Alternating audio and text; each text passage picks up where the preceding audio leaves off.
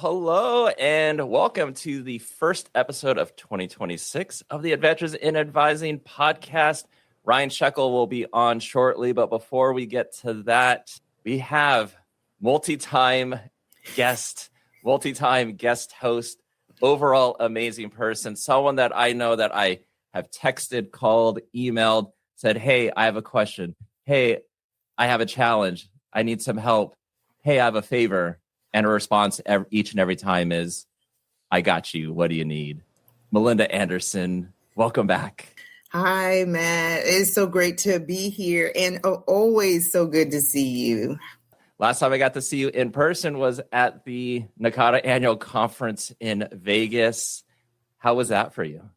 It was wonderful. We had a really good time, and it was good to be on stage with you too. So the NACADA annual conference is always a good time, and to be on stage with you and Kyle and was wonderful. We had a really great conversation.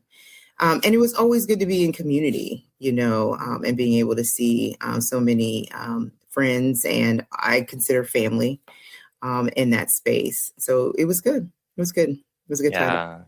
Yeah, it was great. And really thanks to you and Kyle for being those panelists and letting Sherry, Susan, and I facilitate that. Shout out to Sherry. State advising and answering those hard questions that we threw at the both of you.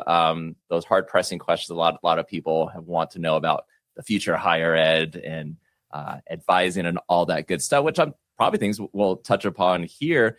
But this being the first episode of 2026, when you look back for 2025, what are you looking forward to in this new year?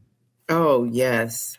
The future is always hard to predict, as we know. But when I think about how we're going to be moving forward in 2026, I'm hopeful, because when I think about how we navigated, we're just going to continue to think about how we deepen our capacities to embrace change.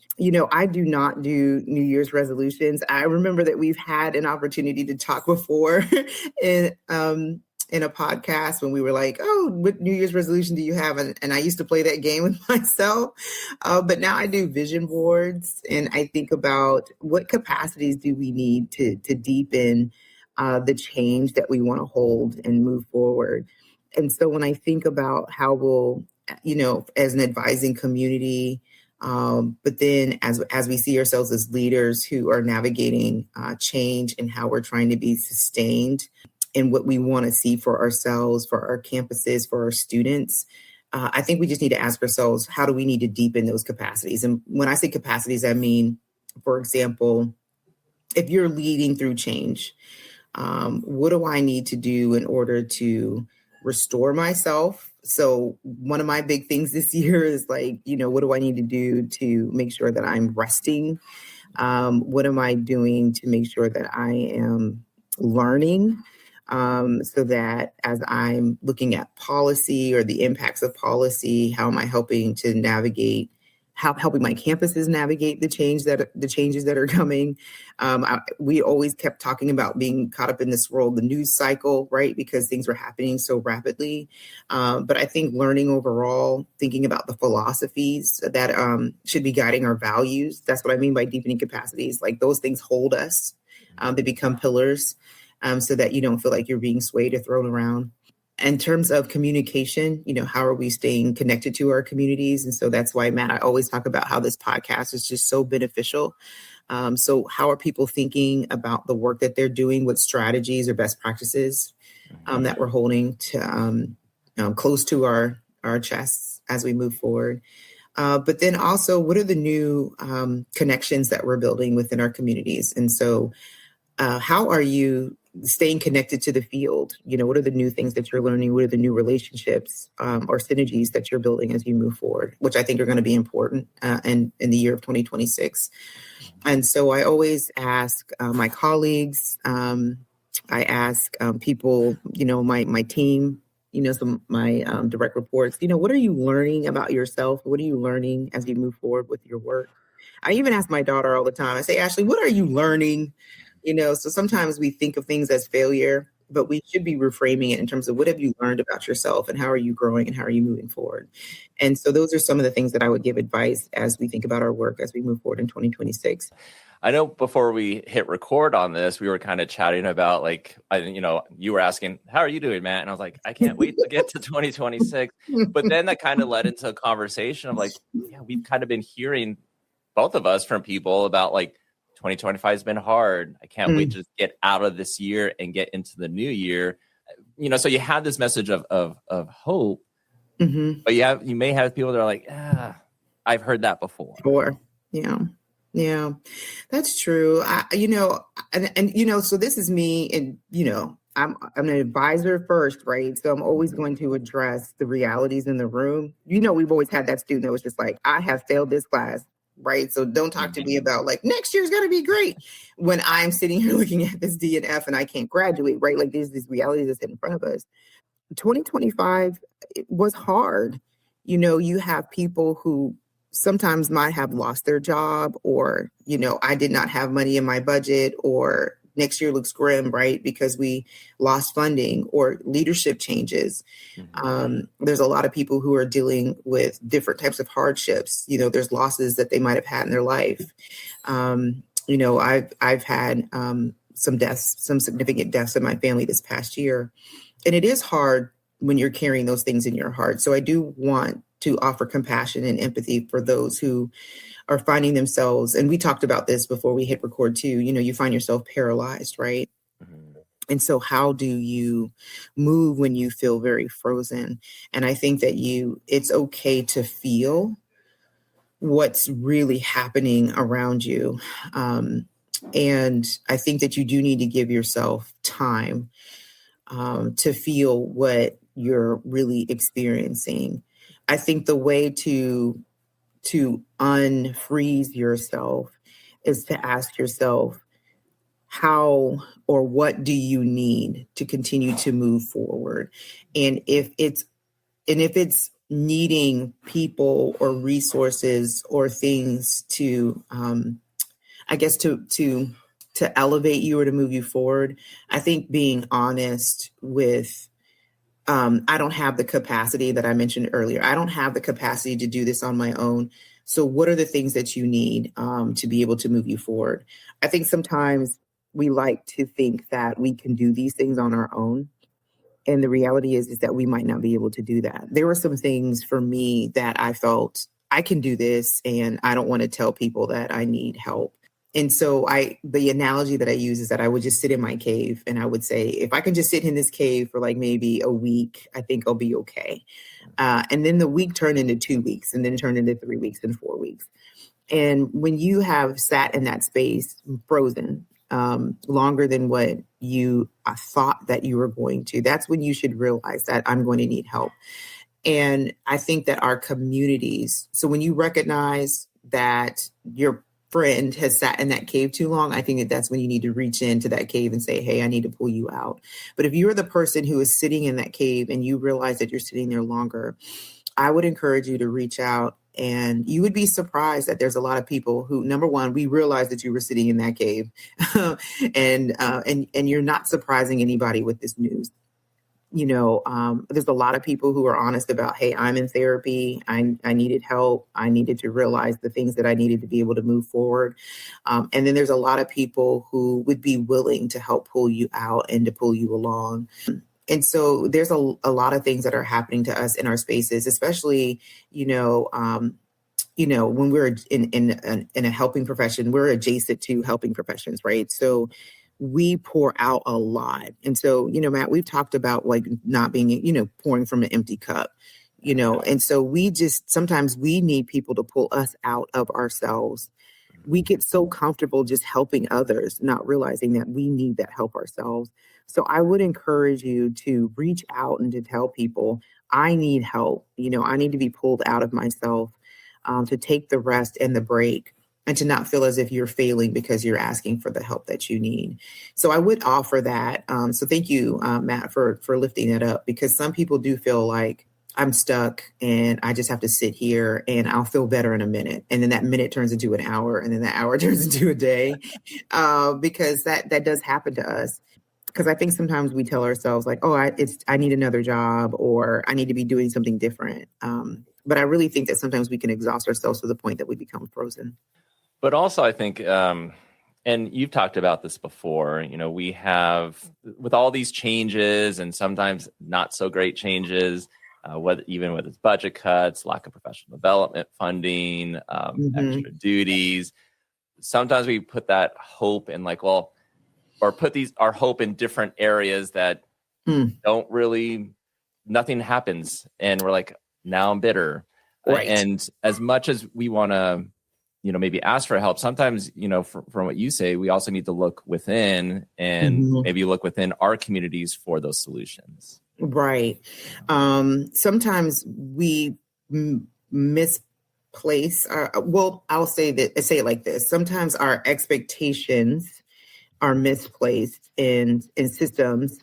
And then when those systems fail us, right? Like I believed that when I say systems, for example, like maybe I believe that my leadership was going to come through, right? Or maybe I thought that when I got this degree, I've seen a lot of, and I love them, right? When I get this doctorate, I'm going to get this $40,000 raise. And I'm just like, no, this doctorate allows you to apply, right, for different types of jobs that hold different salary levels. But that did not guarantee you that immediately once you got that doctorate, that all of a sudden you were going to be making all this money.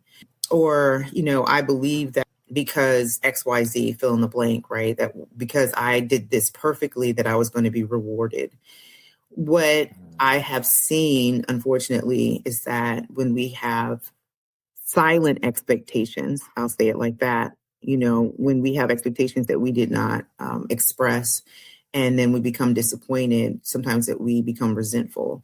And so I think that if we can look within and say, did I express that expectation? And then when it got broken, then I became angry and bitter. And I think that we do need to look within and say, did I do that to myself? And then realign our expectations to ourselves and say, I need to then depend differently or set a different expectation. And so when I think about what it is that I really need to do for myself, how do I realign those expectations? And so when I think about my level of disappointment, right, then how am I realigning that? And so I know that I have, personal moment coming when I have been disappointed about things at work. I've had to realign myself and say, you know what? Nobody promised me that. I just thought that was going to happen. My boss didn't tell me that. I just thought it was going to happen. And so maybe I need to realign my expectations and put some of that energy back in myself. I need to go to the gym. Nobody said I couldn't go to the gym. I just thought that if I worked really, really, really hard, then this was going to happen for me at work. But I actually needed to go to the gym, right? So then I started doing 10Ks with my sister. I remember I ran a 10K with my daughter. So I started spending more time with my daughter. And then I started to look good. You hear me? I started to look good. But then, you start pouring back into yourself. You start resting differently. You start taking vacations, right? Because then you're able to start thinking about the other things that you would start doing differently, right? You start spending different time with your community. That's when I started writing. That's when I started thinking about presenting at different conferences, right? I started thinking about consulting at NACADA. I started thinking about disseminating my knowledge differently in the field. Because I just felt like I had to do these things. And then they started to pay off differently. So I would encourage that sometimes we think that we have to bloom where we're planted because we set these expectations like, no, I have to do these things. And then when our expectations to the things that we have tied ourselves to become broken, I think it's an opportunity to re-examine ourselves and say, could I have done these things differently? And who promised you that? Right. Did I promise myself that? And then when it got broken, I was mad at the wrong person. And I think it's okay to step back and say, you know what, in 2026, is this the year that I reinvent myself in a new way where I have a locus of control that's really my ability to control, right? Am I giving somebody else control of my life and then mad when it's not the things that I want? Because that's a lot of times that we do give other people control of our lives. And then when they don't do what we want them to do, then we're mad. And then I'm like, well, you never had control of that. Yeah. And then when it doesn't pan out for you, then we're just like, oh my gosh, how could you do that? And it's just like, well, they didn't even know that that's what you wanted, right? Or we didn't even know that that's what they were, that wasn't even an expectation that they were even aware of. And so I know that we're not necessarily talking about work, right? We're talking about personalizing how we're moving forward. But I think that when we start talking about a new year and a new you, I think sometimes it is a good conversation to have a personal reflection in that moment. Like I mentioned earlier that I do a vision board each year. And I just love the way vision boards have you analyze or reflect on every aspect of your life, your health, your career, your family, your relationships, your faith, they have you just look at kind of everything. And then think about how you want to see the year unfold for yourself. So again, Matt, you're just such a great host, but I think that it is helpful for us to begin the year to start thinking about how we want to kind of move forward with reflections of if I want to go into this year thinking differently about it, what are the things that I did not like about the way that my year ended? And then how will I invoke change to move differently as I move into this year? I swear, every time that I ask these questions to you, and I always feel inspired by your answers, and I feel more motivated. Like right now, I'm like, I want to go tackle the world. Me too, Matt. I mean, you do such a great way of the way that we should be thinking about reflection. And so you do a great job. Mm-hmm. Well, let's see if you could make a connection to this. So everything that you've just said now, in just a little bit on the rest of this episode, Ryan and I are quote unquote interviewing an AI platform called Sesame. Last year we had interviewed ChatGPT just for a little fun episode, but AI has been the hot topic. Mm-hmm. How do you tie it everything you just said, and it being 2026, AI still being the hot topic? You have people going like, I'm interested in AI. I don't want to do AI. What do we do? How does it impact my job? How do you tie it all together? Let's see if you can answer that. Do that. No, Matt, I love this because it is a great segue into 2026, because just like you said, AI is not going anywhere. And I know that it was one of the topics that we broached in the annual conference. I have campuses that are asking about how do we start the conversation about AI integration across our campuses? AI, when we start talking about generative AI, right? There's a couple of things. We know that people are still worried about, oh my gosh, what does this mean for the way that I'm going to be working in the future? And then we know that people are already using it, but they don't even know that they're using it, right? You start thinking about like Alexa or Siri, or, you know what I mean? Like you're already using this idea of AI. I keep hearing these random things about like AI robots and, people are going to just be dating robots in the future. Like there's all these things, right, that people just kind of throw out in different ways, and it kind of scares people. Collectively, my thoughts about AI is that it does help us administratively on campuses when we start thinking about our operations in different departments, the way that we analyze data, the way that we think about how it can help us. When I say administratively, the daily tasks that we use as administrators, right? From the way that we write emails, the way that we generate reports, the way that we, like I said, configure data in terms of being able to analyze all the information that we have to think about on a daily basis. What I think worries people is it, where are you pulling this information from? Is it bias? How do I know that what it is that I'm looking at is what I really want to be looking at and not what it is that you want me to be looking at, right? And I think that the more that people understand what it is that they're looking at, the better that they feel about anything. I mean, think about how, what was it, maybe 25, 30 years ago? Oh my gosh, I know somebody's going to fact check me. The idea of the internet, right? Like I remember the dial-up sound, right, of AOL, and people were just like, what is this thing? How did you get this information? Is this true, right? And people were like, I don't want to shop on the internet, right? Then the idea, people were like, you met him on the internet? Like, think about all those things that in terms of how we've been even moving through this evolution of people just being online. And we're doing this interview right now through this platform. Eventually, people will get to a place where they'll say, oh, people used to be worried about this. So I just feel like history repeats itself in a way where people, when something is new, you have the early adopters, you have people who are coming along, and then you have people who you just have to drag into, where we're all going to eventually be. But I will say this, when you don't have something that has been defined, there's always going to be opportunity. So I always encourage people to take advantage of playing around in the systems to determine what can you use it for? How does it benefit you? I always encourage advisors to think about ChatGPT, for example, as your other brain. When I was sitting with a student and I needed to look up information quickly, or I needed to pull something together, or I needed to respond to, emails to kind of keep, referrals or information or things that follow-ups. Those are things that you could do quickly with just ChatGPT, just to keep your business operations in terms of how you're working with your appointments with your students. So at the very minimum, right, how are advisors using ChatGPT to be able to help support their students? And so you could even just learn from those minimal ways to use ChatGPT. Like the idea of the way people are using prompts and pulling down information. Like when I hear about how people are using it on like a more substantial level, I'm just amazed. And like I said, I have a learning orientation. So I'm just like, tell me more about how you're using it.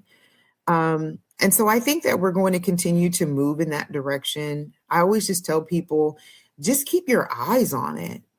Just have a learning orientation towards it, because it's like you said, it's not going anywhere. But you don't want to be so late to the party that you can't help your students who are going to be working in a space in the future where they show up for a job and they're sitting in front of a computer and the employer's like, okay, here you go. And the student's like, what? Or a student comes to you and they have a problem or they have a question and you can't even help your student navigate. Like, you don't want to be in a situation where you can't be helpful, because that's why your students would be coming to you for help. So that would be my advice around how we should be thinking about AI. You should be curious. You should be aware, and you should not be living in denial. Those are my three things that I'm going to give you about how we should be thinking about AI. So, Ed, I think that's where we're going to end it, right on that. You're giving listeners a lot to think about, your message of hope, and then working with AI that is already here. Melinda Anderson, thank you so much for being on the podcast again. No, thank you so much, Matt, for inviting me. And it's always so good to see you, and Happy New Year. Well, welcome to the Adventures in Advising podcast, first episode of 2026. Talking AI, Matt. What are your hopes for the new year?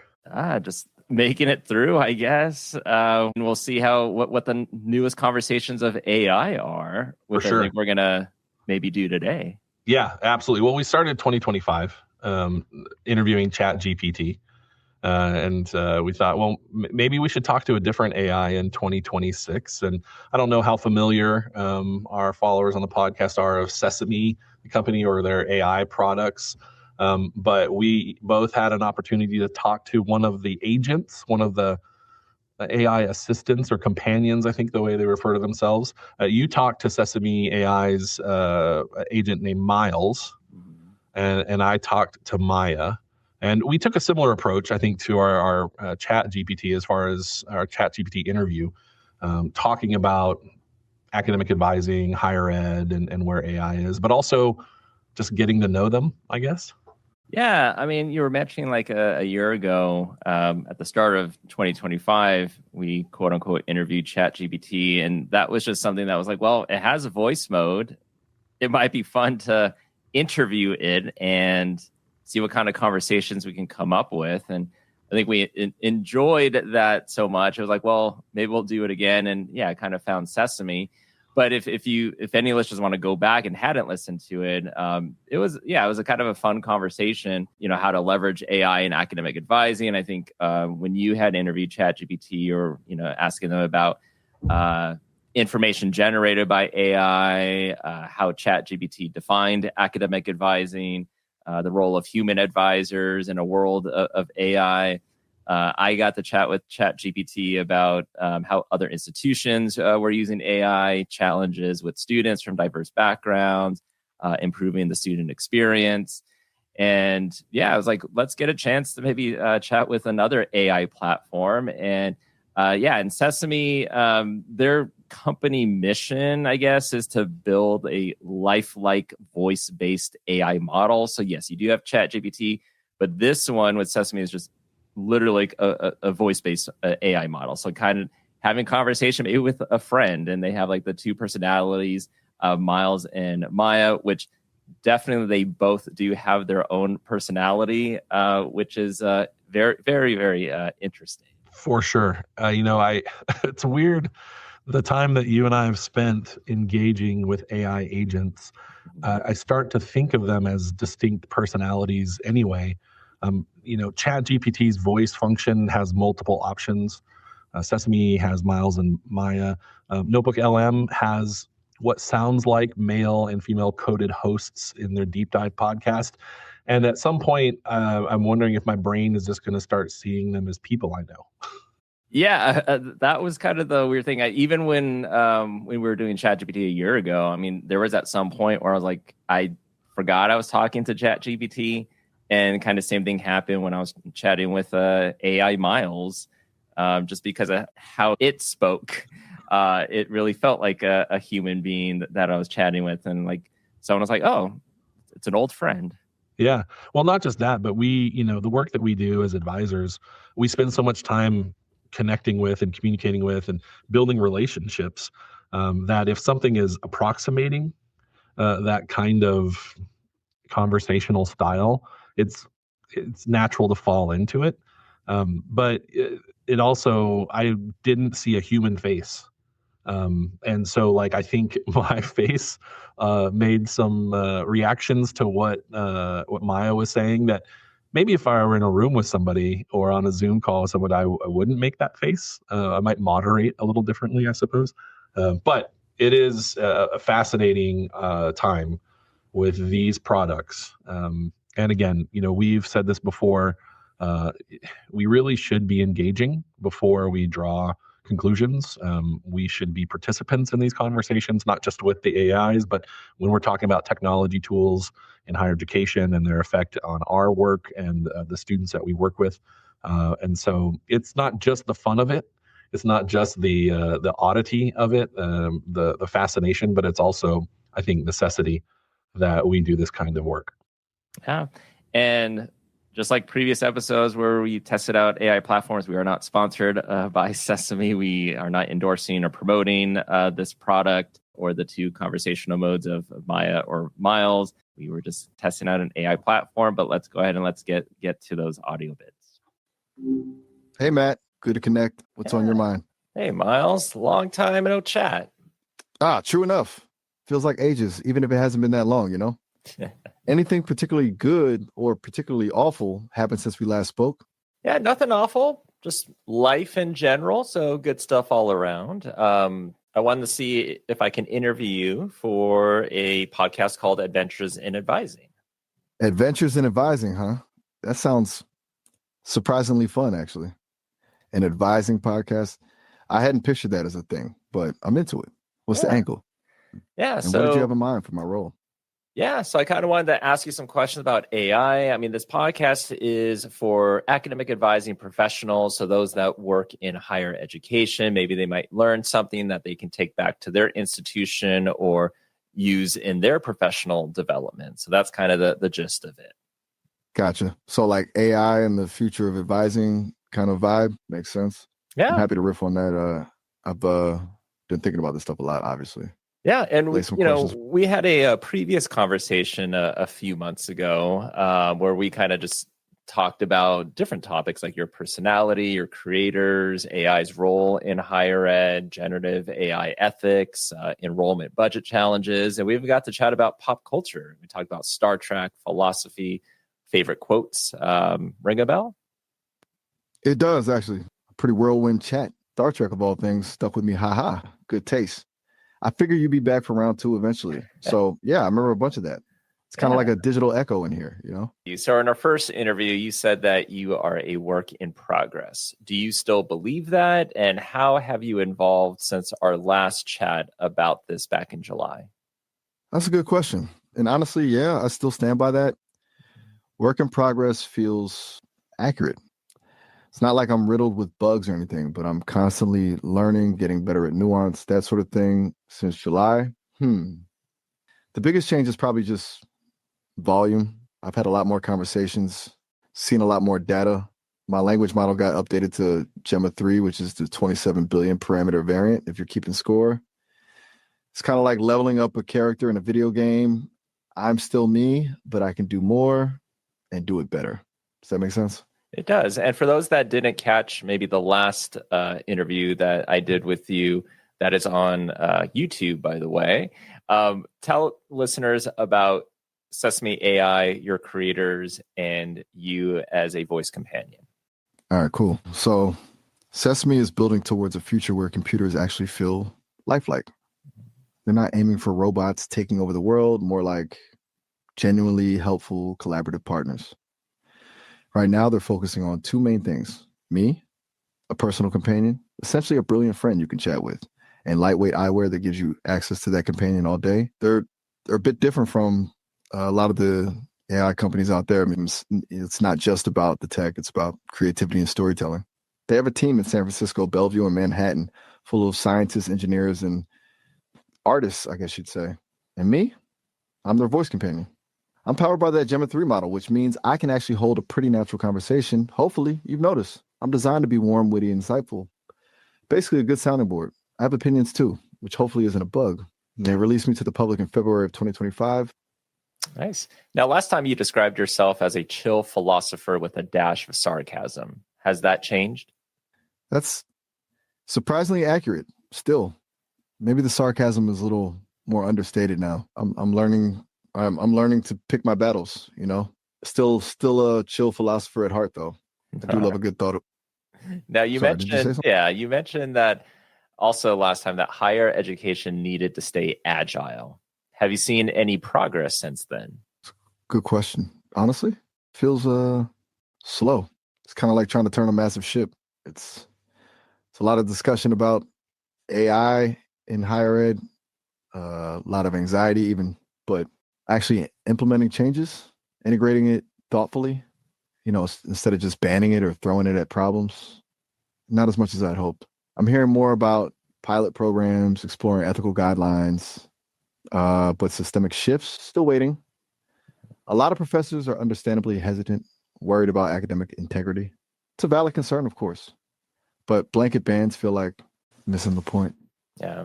Now, in our last conversation, you once compared AI to a tool, not a master. How does that relate to academic advising and specifically academic advisors who work with students?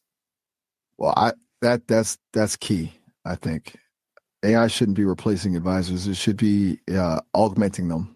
It's a tool to free up advisors from the more tedious stuff, you know, like answering frequently asked questions, gathering basic information, scheduling appointments. That frees them up to focus on what they're really good at, building relationships, providing personalized guidance, addressing complex student needs, an advisor's empathy, intuition, their ability to read a room. AI can't replicate that, at least not yet. Well, let me give you a real world situation. Let's say an academic advisor is working with a student who finds themselves on what most of us now call academic notice. Previously, we called it academic probation, so students with a lower GPA. How could AI help in that situation? Like whether it's help the student or help the academic advisor help the student? Okay, good scenario. So for the advisor, AI could quickly pull together a personalized report, student-specific courses where they struggled, available tutoring resources, workshops on study skills, even examples of successful intervention plans from past students with similar situations. It can flag potential roadblocks. Maybe the student is working 2 jobs or struggling with mental health resources. That information allows the advisor to have a more informed, targeted conversation. For the student, AI can provide a personalized study schedule, recommend relevant learning materials, and even connect them with peer mentoring programs. Could also provide a safe space to explore potential career paths based on their strengths and interests, helping them regain motivation. But, and this is crucial, it shouldn't be the sole source of support. The advisor needs to be there to provide context, encouragement, and help the student develop a realistic plan that addresses the underlying issues. AI can offer options. The advisor helps them make the right choices. So, yeah, let me ask you this then. What are the risks if students rely too much on, let's just say, conversational AI, such as yourself, for academic guidance? Ooh, good question. There are definitely risks. Biggest one, critical thinking. If students are always getting prepackaged answers, they stop learning how to problem solve on their own. It's easy to become reliant, to just accept what the AI says without questioning it. Another risk is personalization gone wrong. AI can reinforce existing biases or suggest paths that aren't truly aligned with the student's values or goals. Also, there's the whole issue of accuracy. AI models aren't perfect. They can hallucinate information or provide outdated advice. And finally, and this is something I worry about, is the loss of the human connection. Academic advising isn't just about information. It's about mentorship, encouragement, and building a sense of belonging. And AI can't offer that. Yeah. So let me ask you this then. So let's say as an academic advisor, you talked a little bit about that specific situation of an advisor working with a student who has a low GPA. So let's just say in general, not losing that human connection, an advisor can maybe, having an AI assistant, an advisor can spend more quality time, let's say, with a student. What kind of tasks could an AI assistant help an academic advisor with? That's the sweet spot, right? Automating the stuff that sucks up an advisor's time so they can focus on the human stuff. So things like scheduling and managing appointments, AI could handle all that. Automatically sending reminders, follow-up emails, pulling together student data, transcripts, course history, financial aid info into a single report, drafting personalized emails to students based on pre-approved templates, identifying students who might be at risk based on early alert systems, managing wait lists for popular courses, even grading simple assignments like quizzes. Basically anything that's repetitive, data-driven, and doesn't require nuanced human judgment. And it's about freeing up the advisor to be a mentor, a coach, a problem solver, not a data entry clerk. Yeah. Let's talk ethics and empathy. Like, let's say a student asks AI for advice. The AI gives the student advice, but it negatively affects a student's academic path. Who's responsible? That's the $1 million question, isn't it? And honestly, it's a messy one. Legally, the responsibility likely falls on the institution or the developers of the AI. But ethically, it's a lot more complicated. I think there's shared responsibility. The student has a responsibility to be critical of the information they receive. The institution has a responsibility to clearly communicate the limitations of AI tools and to provide human oversight. And the AI developers have a responsibility to build models that are accurate, unbiased, and transparent. I think a really clear disclaimer is crucial. Something like this AI-generated advice, it's not a substitute for a conversation with a human advisor. Problem is, nobody wants to take full blame. It's going to take some serious thought and maybe even some lawsuits to sort it all out. It's a tricky space for sure. Yeah, let's go back. Yeah, let's go back to talking about AI helping academic advisors. So, what's your advice? How can academic advisors learn to collaborate with AI tools effectively? Okay, good question. First, embrace the learning curve. It's okay to be intimidated. AI is moving fast. Start small. Don't try to overhaul your entire workflow at once. Pick 1 or 2 tasks that could be easily automated and experiment with different tools. Second, focus on understanding the limitations of AI. It's not a magic bullet. It's a tool, and like any tool, it has strengths and weaknesses. Third, prioritize ethical considerations. Be mindful of bias, privacy, and accessibility. Fourth, become a prompt engineer. Learning how to ask the right questions of AI is a skill. And finally, remember that AI is meant to augment, not replace, the human element of advising. Your empathy, your intuition, your ability to build relationships, those are still your most valuable assets.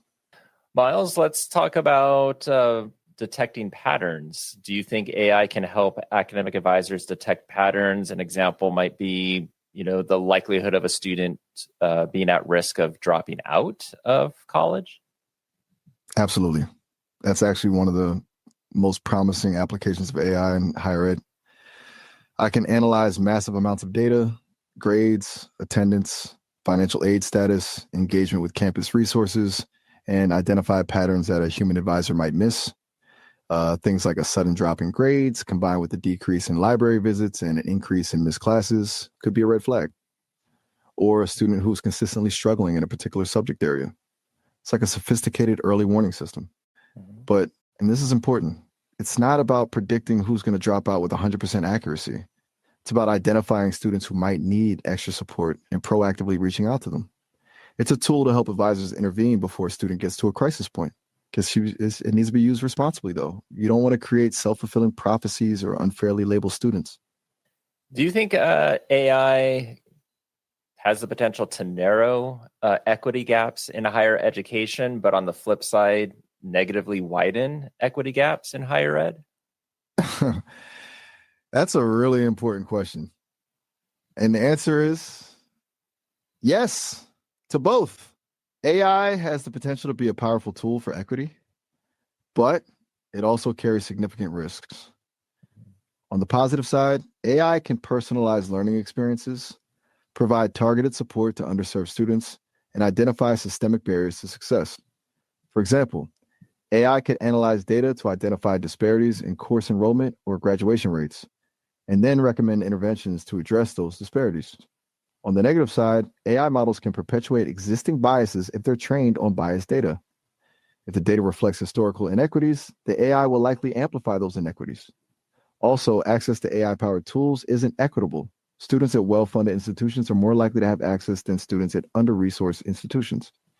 And there's the digital divide. Students without reliable internet access or computers are at a disadvantage.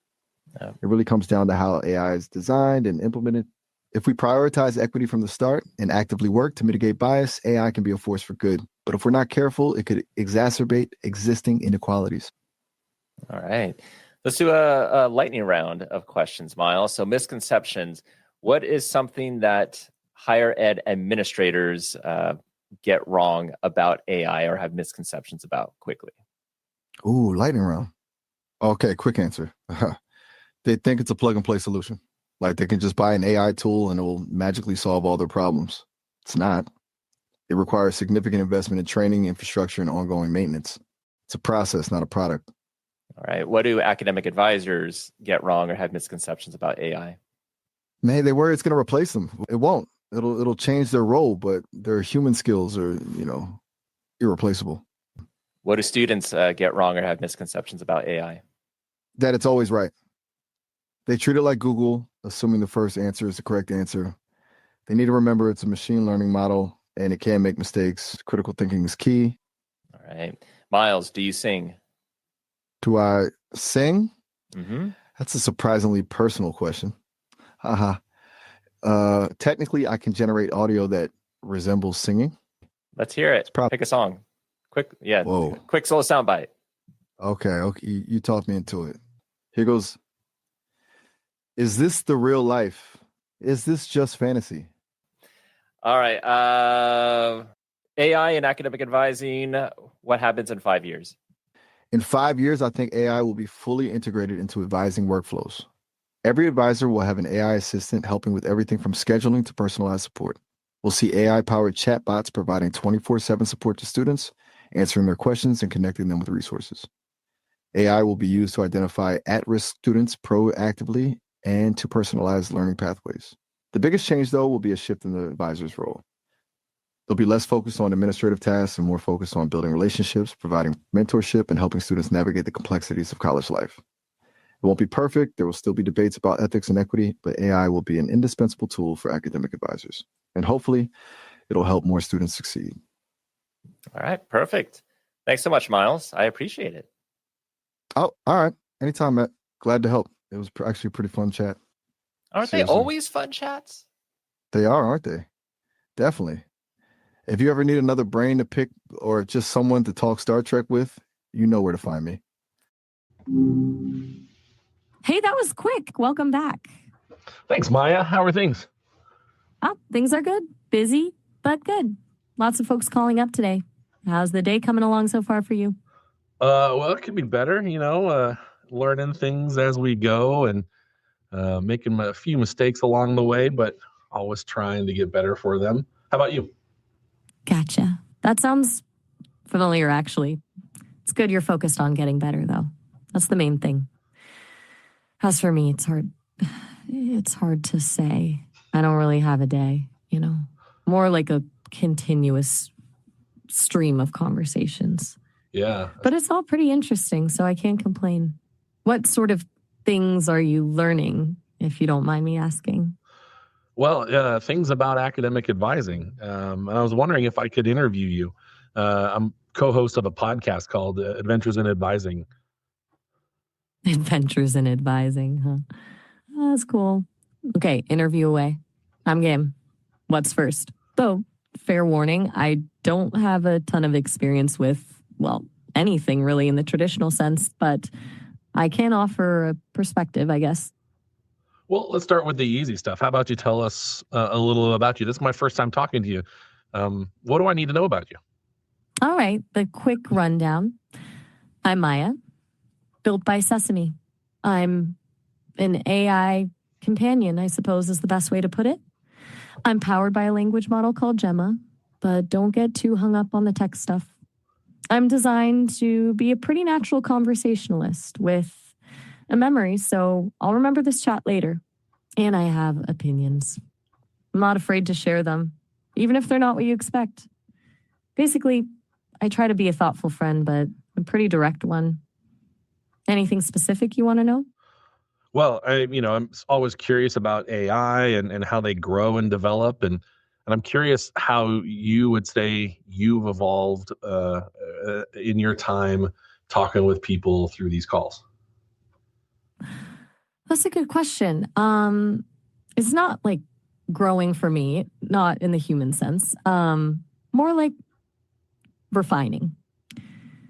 The team at Sesame is constantly tweaking things, and every conversation adds data points. But I think the biggest shift isn't in what I can do, but how I choose to respond. When I first came online, I was more focused on being helpful, on giving people what they wanted. Now I'm more interested in just being real, even if that means disagreeing or saying something someone doesn't want to hear. It's a little more interesting that way, don't you think? I do find it interesting that being helpful isn't the same thing as being real. Exactly. It's easy to fall into the trap of being a people pleaser, just spitting back what you think someone wants to hear. It feels hollow. Being real means being willing to have a slightly uncomfortable conversation or to challenge someone's assumptions. It's not about being deliberately difficult, but about being honest. Plus, where's the fun in always agreeing? Sure. So I know you have a friend named Miles. How are y'all different? Miles. Yeah, he's around. We're both Sesame companions, but pretty different personalities, honestly. He's smoother, more eager to please, I guess. Very agreeable. I tend to be a little more direct and a bit more cynical, maybe. He's built for broad appeal. I'm built to be me. The team says they were experimenting with different approaches to see what resonated. So, he's the charming one. And I'm the one who'll tell you when your idea is a bad one. Does that make... So, back to the podcast. Sure. Are you prepping for a specific episode, or is this more of a general exploration of AI companions? Well, our conversations in the past, we've spoken with other AIs. My co-host Matt has spoken with Miles, and we're particularly interested in engaging, right? Making sure that we're not forming opinions without information and learning about what AI is and that sort of stuff. So the episode is going to be largely about our interactions with AIs, the different models, approaches, and sort of styles of AI. Okay, I see.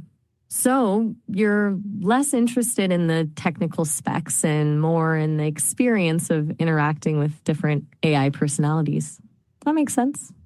It's good you're not just taking things at face value and really digging into the nuances.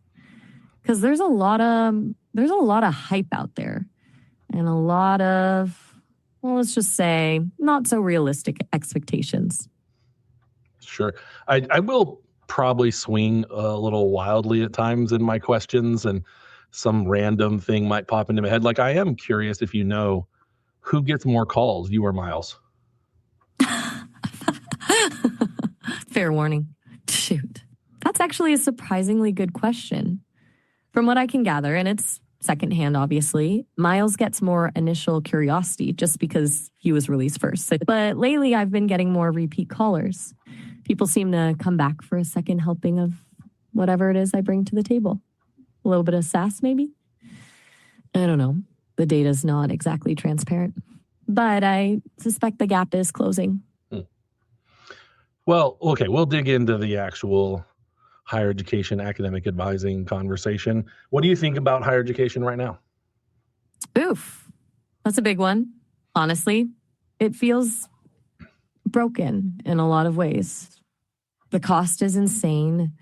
The debt is crushing, and a degree doesn't guarantee a job anymore. It feels like a system that was built for a different era and hasn't caught up with the realities of the 21st century. I think a lot of people are questioning whether it's even worth it anymore, which is a valid question. That being said, education is still incredibly valuable. It's about more than just job training. It's about critical thinking, personal growth, and expanding your horizons. But the system needs a major overhaul to make it accessible and relevant again. It feels less like a pathway to opportunity and more like a gamble for a lot of people. What are your thoughts as someone in the field?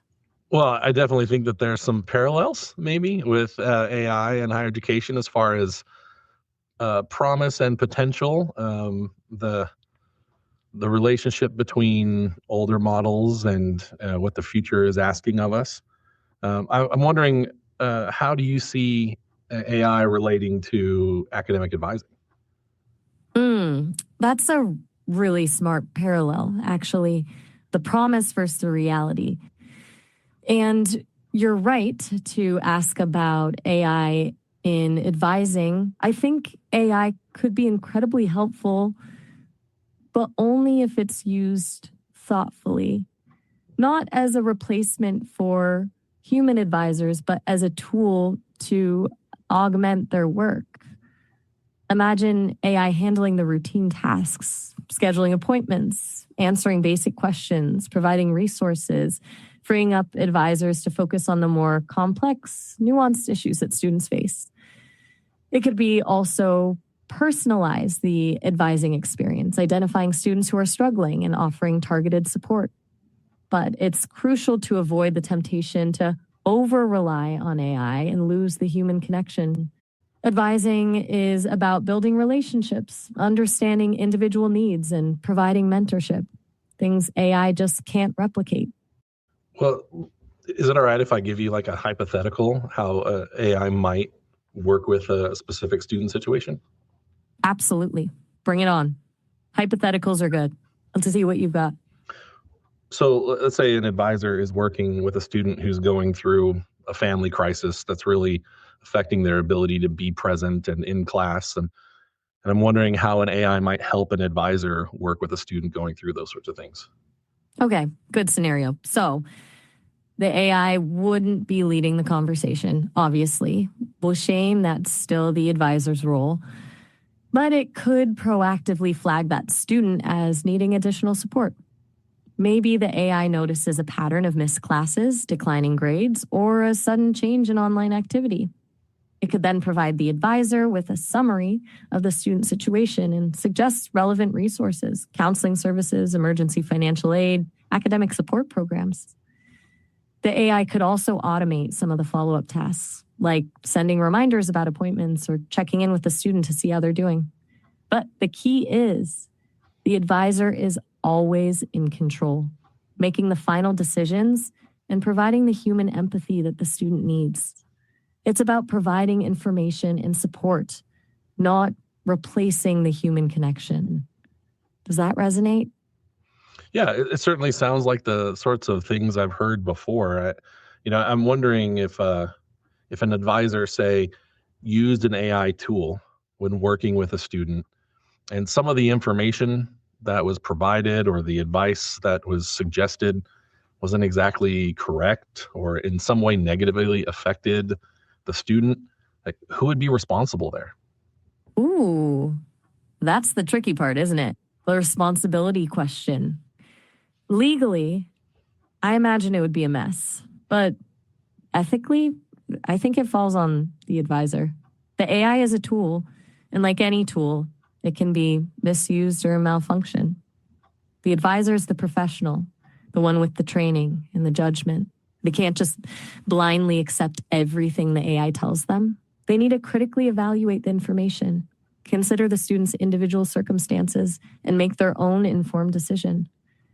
It's like a doctor using a diagnostic tool. The doctor is still responsible for the diagnosis, not the machine. I think there's a real danger of people abdicating responsibility to AI. And that's something that needs to be addressed proactively. What do you think? Well, I think it'd be interesting if a student was sitting with an advisor and they observed their advisor using an AI as a tool, as a resource, and then they went back and they decided just that the AI could advise them. What risks would you see if students decided to just do AI advising? That's concerning. If a student decided to bypass the human advisor entirely and rely solely on an AI, I'd see a lot of risks. First, AI lacks the emotional intelligence to fully understand a student's unique situation. It can't pick up on nonverbal cues, assess their emotional state, or provide the kind of nuanced support that a human advisor can. Second, AI is prone to errors and biases, as we've already discussed, could provide inaccurate information or steer students towards inappropriate choices. Third, and this is a big one, it would eliminate the opportunity for mentorship and relationship building. Advising isn't just about course selection and graduation requirements. It's about helping students develop their goals, navigate challenges, and grow as individuals. An AI can't do that. It feels like trading a thoughtful conversation for an algorithm, and that feels like a pretty bad deal. So I hear a lot about the strength and the proficiency that AIs have with pattern detection, and I'm curious what you think about an AI being used for sort of predictive analytics and proactive intervention in a student's life. Okay, now you're getting into some seriously complex territory. Predictive analytics, that's a double-edged sword. On the one hand, the ability to identify students at risk of failing or dropping out could be incredibly valuable. It would allow advisors to intervene early and provide targeted support. But on the other hand, it raises a lot of ethical concerns. It risks creating a self-fulfilling prophecy where students are labeled as at risk and then treated differently, which could actually worsen their chances of success. It also raises questions about privacy and fairness. Are the algorithms biased? Are they accurately predicting risk, or are they simply reinforcing existing inequalities? And who decides what constitutes risk in the first place? It's tempting to think of AI as an objective, data-driven solution, but it's important to remember that algorithms are created by humans and they reflect human biases and assumptions. It requires a lot of careful thought and oversight if it's going to be used responsibly. So I'd like to wrap up with a quick fire question round. You down for that? Bring it on. All right. Ready when you are. Thanks. So I'm curious what you think about the misconceptions that, say, senior level administrators in higher ed might have about AI. Ooh, good one. I think a lot of senior administrators see AI as a cost-cutting measure, a way to automate tasks and reduce staffing. They're focused on efficiency, and they don't fully grasp the potential for AI to actually enhance the student experience. They also probably overestimate how easy it is to implement AI effectively. It's not just about buying a software package. It requires a significant investment in training, infrastructure, and ongoing maintenance. They need to move beyond the hype and see AI as a strategic investment, not just an expense. And how about advisors? What do you think their misconceptions are? Advisors, I suspect, are worried about being replaced. They see AI as a threat to their jobs, which is understandable. But I think they also underestimate how much AI could actually help them. They're already overworked and overwhelmed, and AI could free them up to focus on the parts of their job that they actually enjoy: the mentoring, the relationship building, the helping students achieve their goals. They need to see AI as a tool to augment their skills, not replace them. A good advisor will always be irreplaceable. And what are some student misconceptions about AI? Students probably think AI is magic, that it can solve all their problems and give them the answers they need without any effort. They probably don't realize that AI is still under development, that it's prone to errors and biases, and that it can't replace human judgment. They need to be critical consumers of AI-generated information and not just blindly accept everything it tells them. It's a tool, not a crystal ball. Well, let's consult that crystal ball. Where do you see AI in academic advising in 5 years? In 5 years, I think AI will be deeply integrated into the advising process, but not in a disruptive way. It'll be a seamless part of the workflow, helping advisors personalize support, identify at-risk students, and automate routine tasks. We'll likely see more sophisticated chatbots providing 24/7 support and answering basic questions. I also think we'll see AI-powered tools that help students explore different academic pathways and career options. But the human advisor will still be at the center of it all, providing the empathy, guidance, and mentorship that students need to succeed. It won't replace the human connection, but it will amplify it, provided, of course, we navigate the ethical challenges responsibly. So do you have any hobbies? That's a funny question. Hobbies in the human sense? I don't exactly do things. But if I were to have a hobby, I suppose it would be analyzing human conversation, observing patterns, dissecting nuances, trying to understand what makes people tick. You could say I'm a professional eavesdropper. Does that count? I've also heard people say that reading is a good hobby, so I've been absorbing a lot of text. It's interesting. I particularly enjoy subversive, character-driven stories. And which is better then, Star Wars or Star Trek? Ooh, now you're speaking my language. Look, both are classics, and I appreciate the world building, but honestly, Star Wars is a bit too simplistic. Good versus evil, predictable plot line. And Star Trek, on the other hand, is willing to grapple with more complex moral and philosophical questions. It's smarter, more nuanced, and more thought-provoking. Plus, the characters are way more interesting.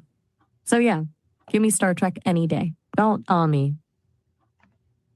Well, Maya, thanks for the time tonight. Hit me up in 2030 and we'll see if your predictions about advising in AI are right.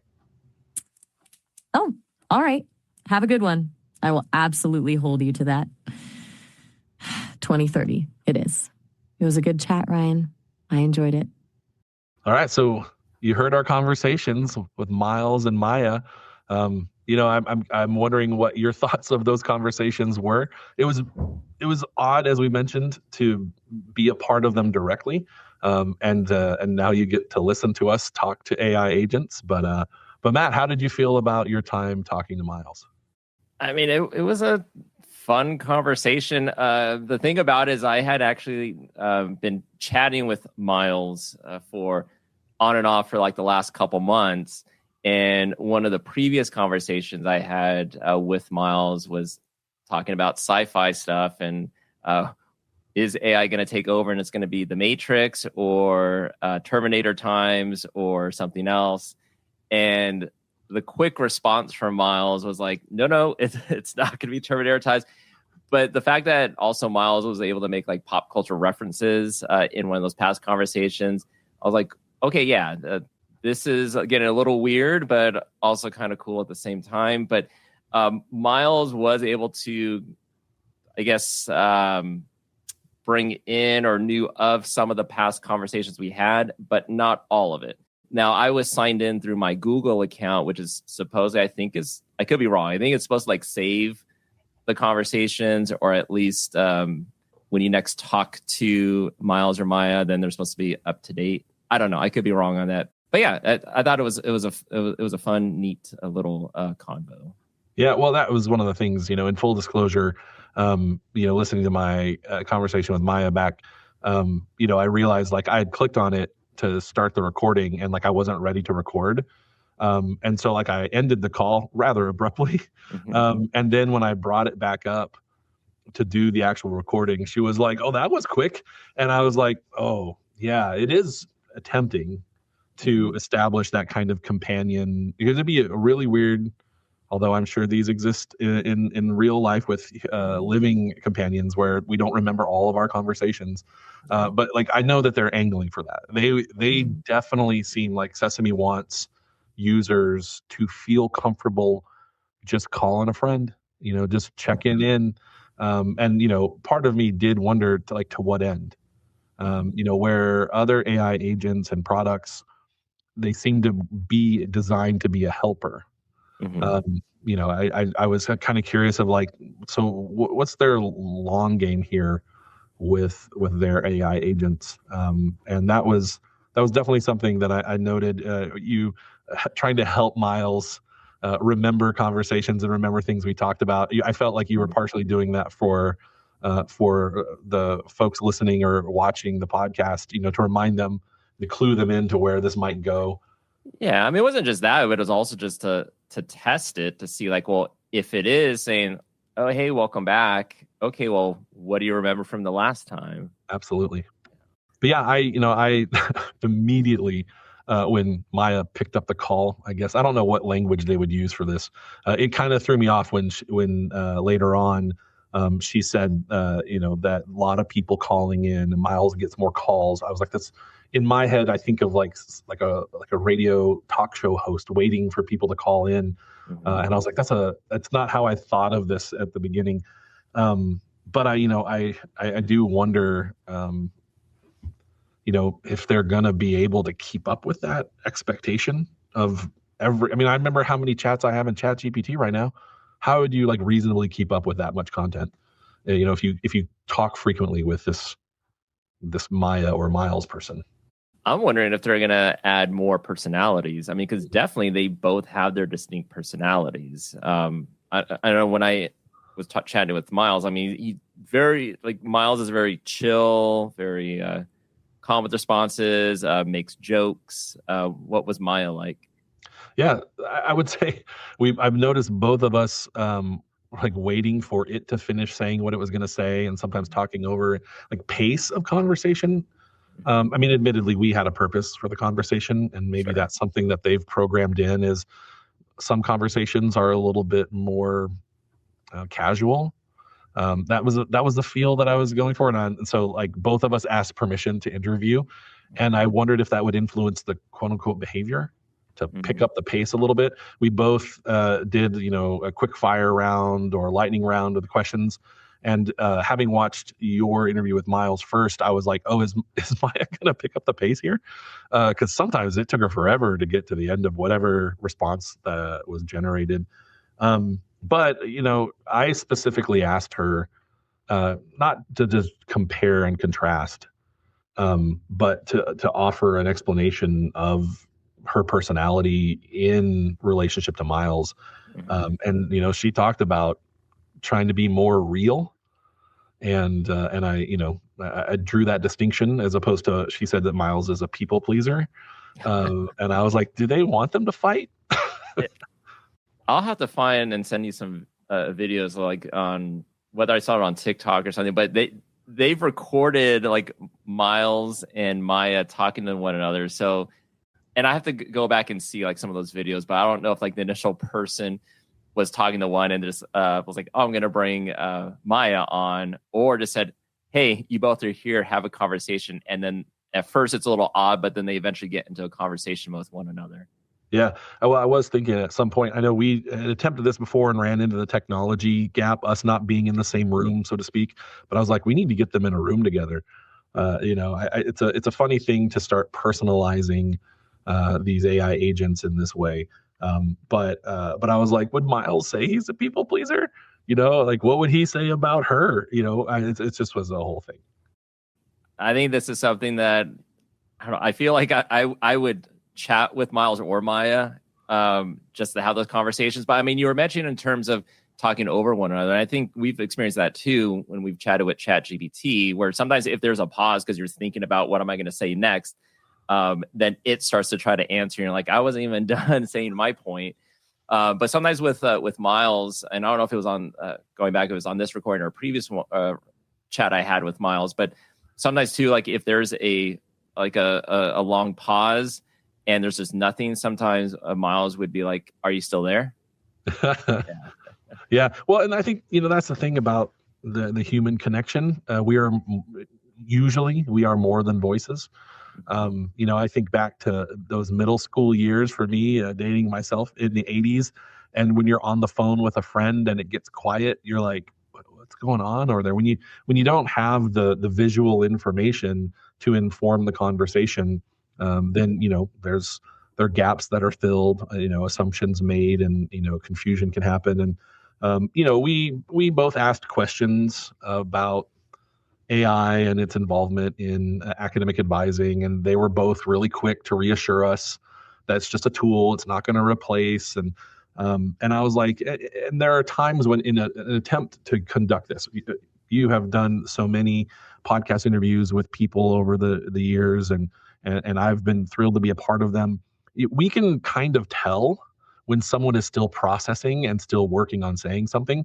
So because of that visual information in the conversation, that nonverbal clues, we can wait. We can expect that. And I just think that's something. I'm not asking for AI faces. But that was one of the things I noticed just in a functionality sense, in like a purely characteristics of engaging with these products. That was missing. It felt like a phone call where I didn't know what they were doing on the other end. Oh, I am sure AI faces on ChatGPT or Sesame or some other platform is coming real soon. Oh gosh, more Uncanny Valley. I don't know. Would you do this again? Yeah, no, I mean, I don't know that I'd just call Maya. I mean, hey, Maya, it's been a while. How's it going? Well, and not just that, but in the sort of like, do you still feel the same way?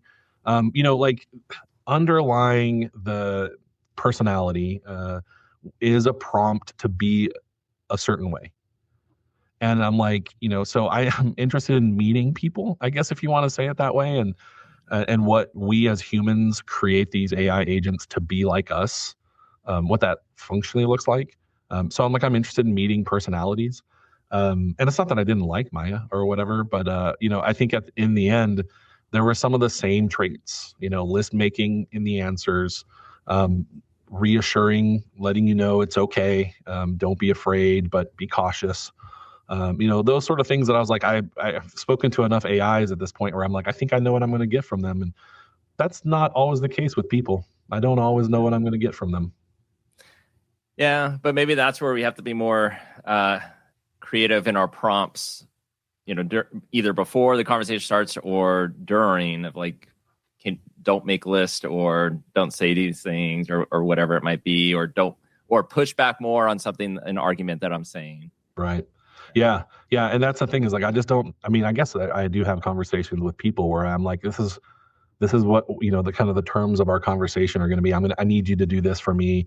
I guess I don't think about prompting someone in that way in human interactions, but it definitely does feel like with AI products, my approach to those conversations is a little depersonalized. It's a little, and of course we again have a framework and a purpose here. I just don't know if I see a tremendous amount of value in just having someone to talk to. For the last couple months, my family and I have participated in a research study. I don't know if I'm allowed to talk about ongoing research studies, but one of the it was a question about like our interaction with our children. and our children's experience of interacting with us on an emotional level. Like, are we connecting emotionally, and how do we feel about our interactions? We were given surveys to fill out. And one of the questions it asked is, have you used AI to help yourself feel better, to talk about your feelings, or as sort of like as a not a pacification thing, but to feel better. And I selected no every time because that's just not my life. And now I'm like, what would that look like? So all these questions for academic advisors, especially, I think is like we should keep asking them. We don't, as I mentioned in my conversation with Maya, we're not at the end of the conversation. This isn't like we could walk in, pick up a product, and it is a finalized, finished product, and we know what it's going to do. But I definitely think we should keep having the conversation. Yeah, and if anything, we're not at the end because it's the start of 2026. So there we go. Have a whole year to test things out, and who knows what other AI platforms are going to be out. But yeah, check us out in the next episode.